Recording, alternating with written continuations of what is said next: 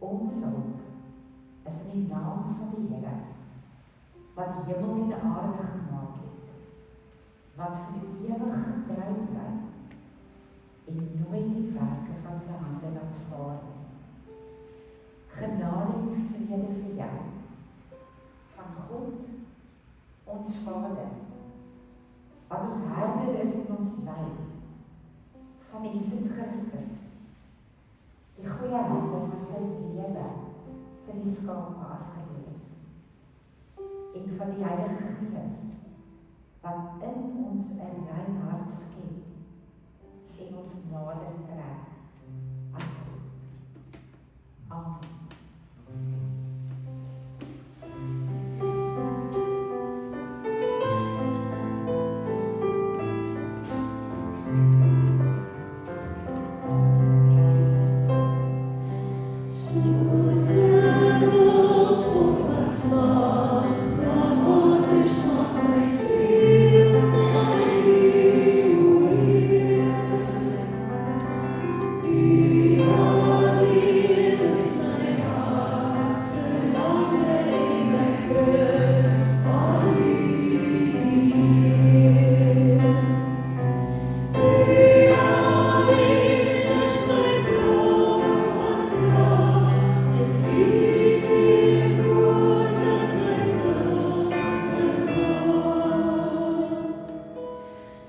Ja,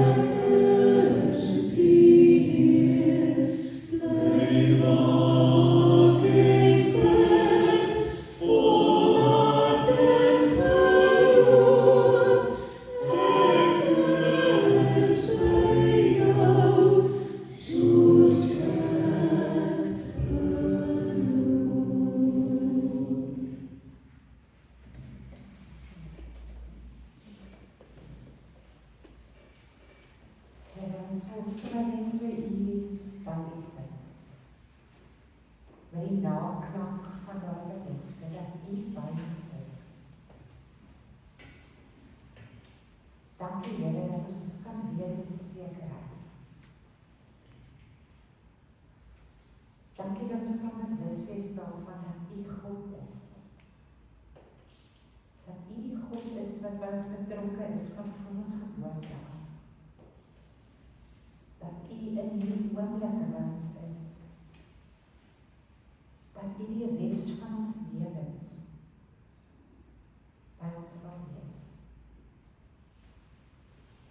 Here, in die oomblikke kom ons met 'n diepe afhanklikheid van u.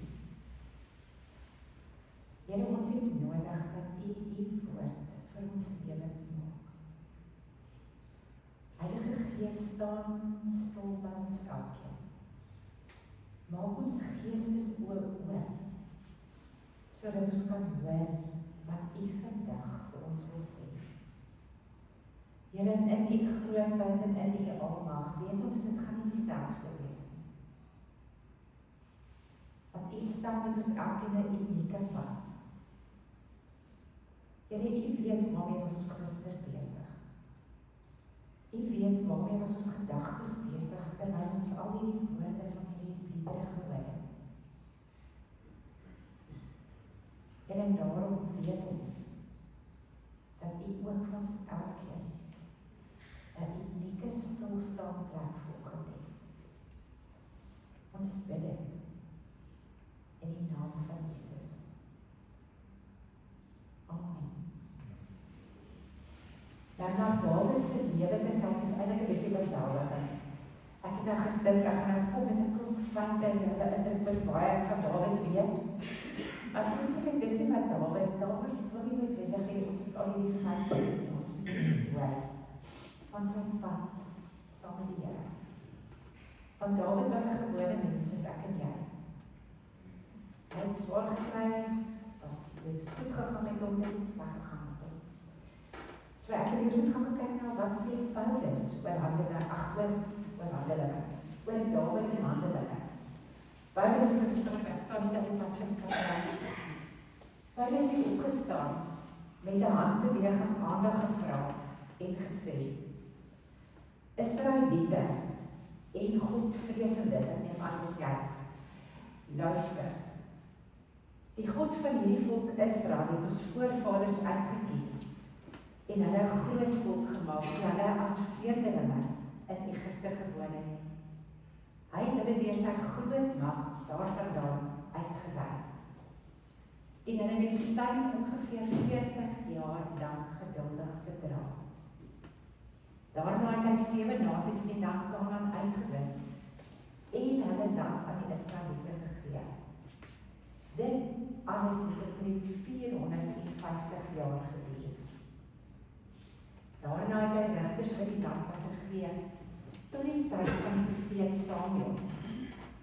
Toe die Israeliete daarna koning wou hê, het God vir Saul, seun van Kis uit die stam Benjamin, aan hulle gegee. Hy het 40 jaar lank geregeer. Nadat God hom van sy ambt onthef het hy Dawid as koning oor hulle aangestel. Van hom het God gesê, ek het in Dawid, seun van Isaai, 'n man na my hart gevind. Hy sal al my opdragte uitvoer. Uit hierdie man se nageslag Dawid, het God, volgens sy belofte, Jesus as verlosser vir Israel laat voorkom. Dawid is bekend as die man na God se hart.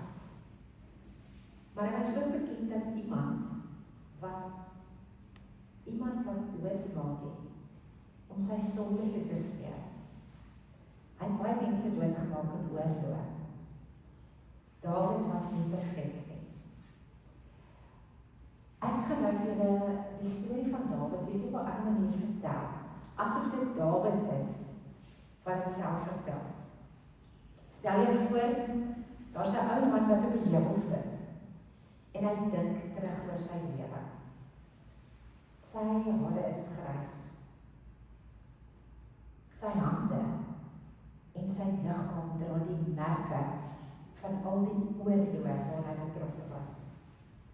Sy hart dra vreugde en hartseer. Daardie man is Dawid. En as jy vir Dawid sê, Dawid, vertel my jou lewensverhaal, wonder ek waar hy sal begin. Ek dink nie hy gaan vertel van die paleis nie. Ek dink hy gaan vertel van sy kinderdae, wat so gelukkig was terwyl hy herder was. Hier vertel hy. Hy sê, ek is die jongste in my familie. Ek het die skape opgepas. Ek het elkeen geken. Ek het geweet wie vinnig loop. Ek het geweet wie is die afdwalers. Ek het geweet wie stadig. En aan die einde van die dag was dit so lekker om saam met al my skape by die huis aan te kom. En te weet hulle is veilig.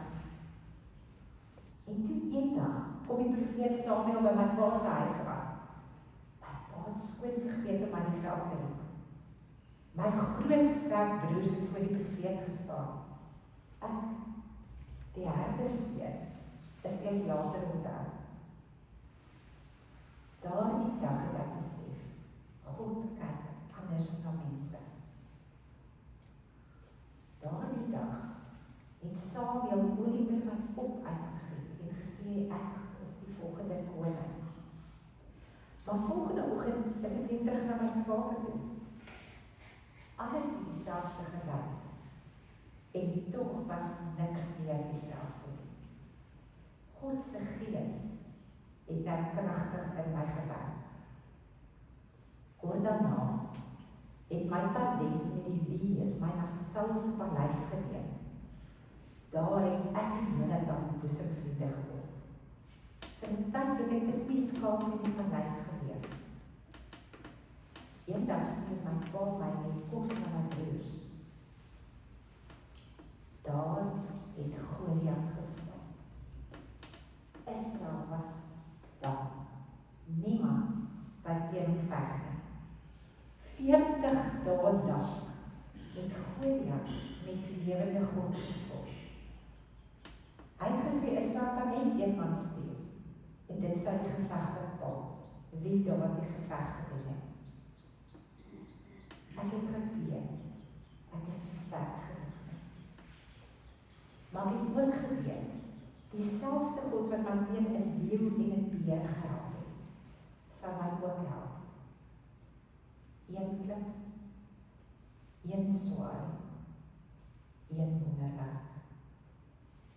En skielik het die hele land my naam geken. Die vrou het sy oor my gesing. Wat ek ook geleer het, is dat sukses jaloesie bring. Saul het my begin vervolg. Vir jare het ek in grotte gebring. Ek het gevlug. Ek is verlaai. Ek het baie keer met onsekerheid in my hart geleef. Meer as een keer kon ek vir Saul doodmaak. Maar ek het dit nie gedoen nie. Want ek het ook geweet, as God iets beloof het, hoef ek dit nie met my eie hande af te doen nie. Uiteindelik het ek koning geword. Jerusalem het my stad geword. Israel het vrede en voorspoed beleef. Die ark was veilig in Jerusalem. Ek het begin dink, nou is die swaar kry verby. Maar die gevaarlikste plek is partykeer nie die groep nie. Soms is dit die paleis. Een aand het ek Batseba gesien. Een verkeerde besluit het na 'n volgende gelei. Ek het my mag misbruik. Ek het gelieg. Ek het gemanipuleer. Ek het Uria laat doodmaak. En byna 'n jaar het ek gemaak, asof niks gebeur het nie. Toe het die profeet Nathan gekom. Hy het die storie vertel van 'n ryk man, wat 'n arme man se enigste lam gevat het. Ek het so kwaad geword. Daardie man moet sterf. Nadat het my in my oë gekyk en gesê, jy is daardie man. Daardie woorde het my gebreek. Ek het voor God neergeval en uit my gebroke hart het Psalm 51 gekom. Skep vir my 'n rein hart, o God. Toe het ek ontdek, God soek nie volmaakte mense nie. Hy soek eerlike harte. God het my vergewe, maar die gevolge het gebly. My huis is deur konflik versteur. My eie seun Absalom het teen my gerebelleer. Ek moes weer vlug. Hierdie keer nie vir 'n koning nie, maar vir my eie kind. Weer was ek in die woestyn, maar nou was ek 'n ander mens. Ek het nie eers na die paleis of my troon verlang nie. Ek het na God verlang. In hierdie tyd het Psalm 63 gekom. O God, U is my God, na U smag ek. U troue liefde is beter as die lewe. Want dit was waar.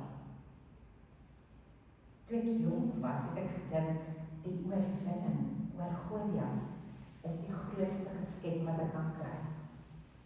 Toe ek koning was, het ek gedink, mag is belangrik. Toe ek geval het ek ontdek hoe wonderlik vergifnis is. Maar toe ek oud geword het ek iets nog groter ontdek. Die grootste geskenk is nie wat God gee nie, maar dit is God self. En wanneer ek aan die einde van my lewe terugkyk, sien ek die groen weivelde, die donker valleie, Goliat, die grote die paleis, Batseba. Ek sien my trane, en deur alles sien ek God se hand. En toe kon ek my lewe saamvat in die woorde van Psalm 23. Die Here is my herder, daar is niks wat my ontbreek nie. Hy laat my lê in groen weivelde en aan waters waar rus is, laai hy my heen. Hy gee my nuwe krag. Hy laat my op die pad van geregtigheid tot eer van sy naam. Wanneer ek loop in 'n baie donker kloof, sal ek nie bang wees nie, want U is naby my. U stok en U staf beskerm en ondersteun my. U berei vir my 'n feesmaal voor die dood van al my vyande. U verwelkom my as 'n eregas deur my kop te salf met olie en my beker oorvol te maak. Waarlik, U goedheid en trou vergesel my al die dae van my lewe. En ek sal bly in die huis van die Here, so lank as wat ek lewe. En ek kon dit sê, nie omdat my lewe maklik was nie, maar omdat God my nooit verlaat het nie. En dis die rede hoekom ons kan sê, Dawid is 'n man na God se hart.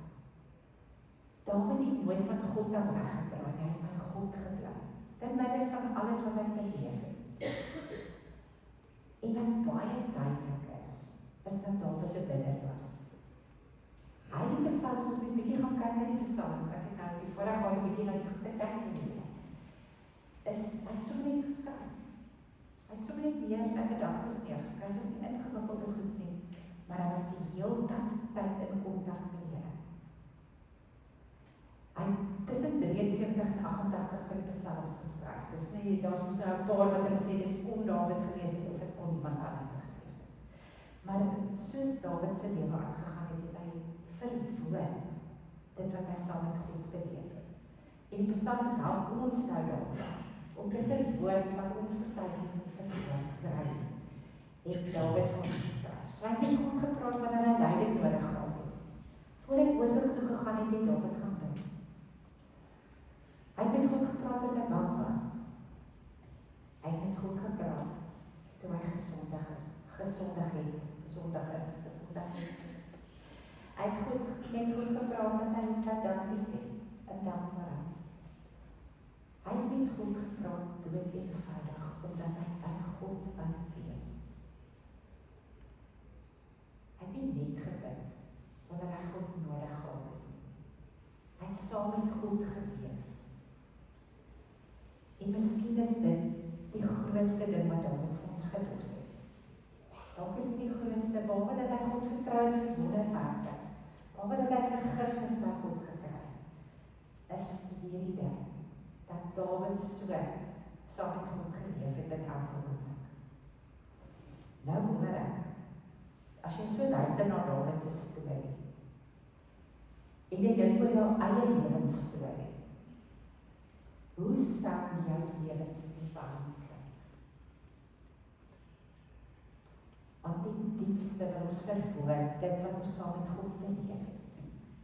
Ons het klop ervaring gehad, en ons het mooi herinneringe, ons het moeilike herinneringe, maar die diepste gaan het oor ons verhouding met die Here.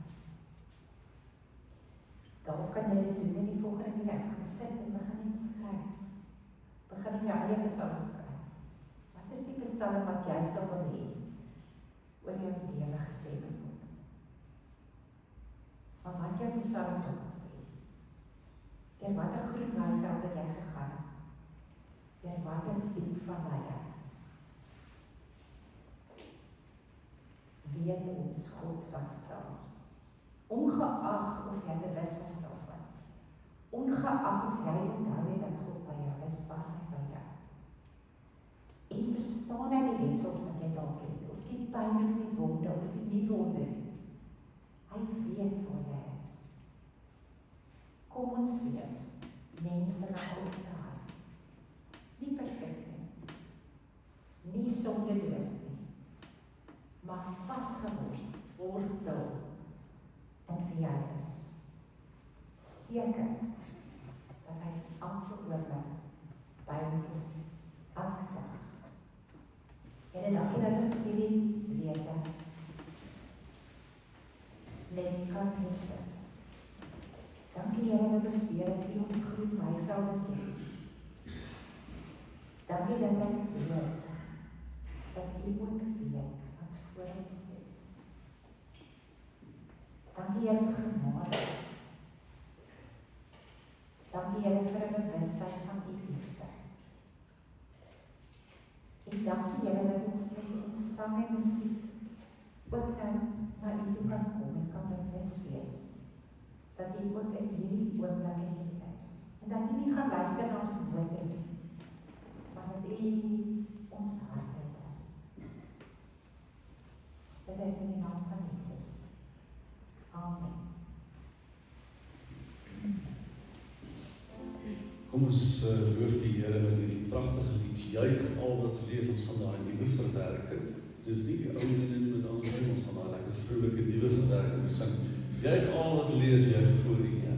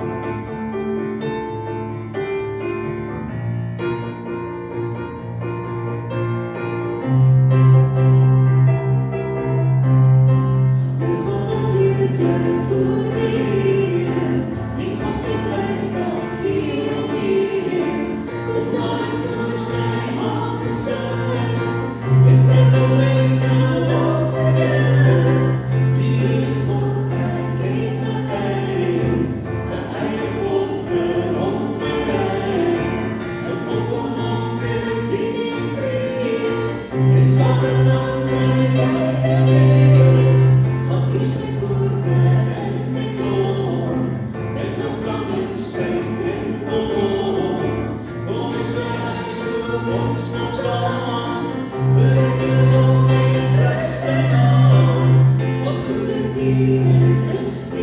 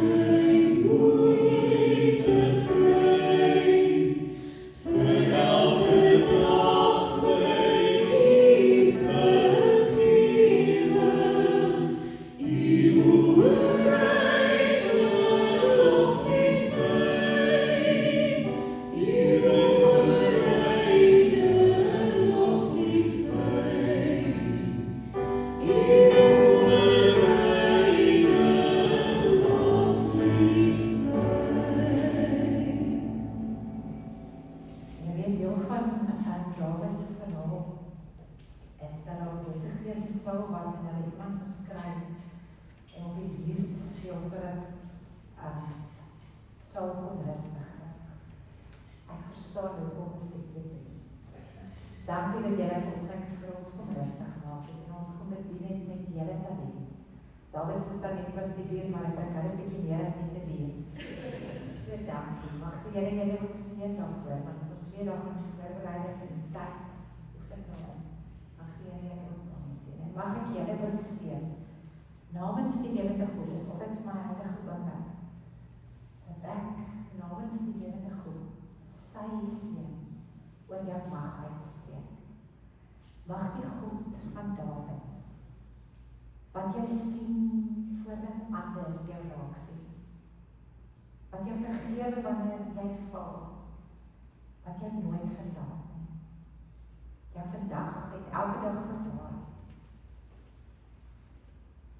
mag hy by jou wees, en mag die genade van Jesus Christus, die liefde van God die Vader, en die gemeenskap, en die nabijheid van die Heilige Gees, by jou wees, elke oomblik van jou lewe.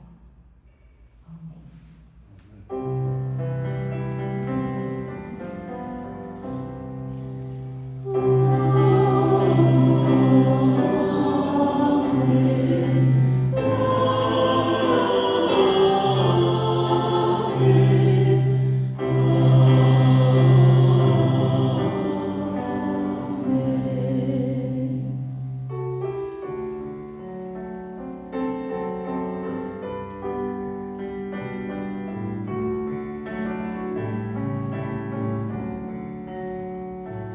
Onder